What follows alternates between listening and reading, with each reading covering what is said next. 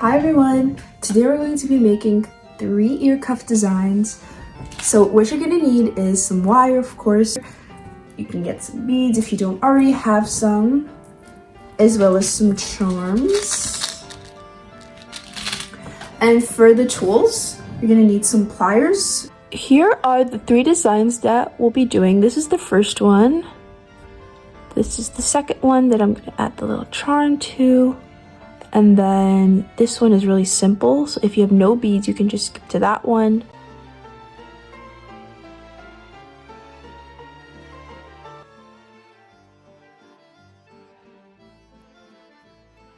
I'm realizing now that this is still way too big. I'm gonna start over because this is not working out.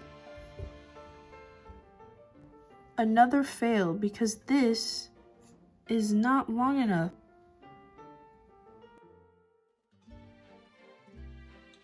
Okay, I was able to insert the bead, which is already a great start.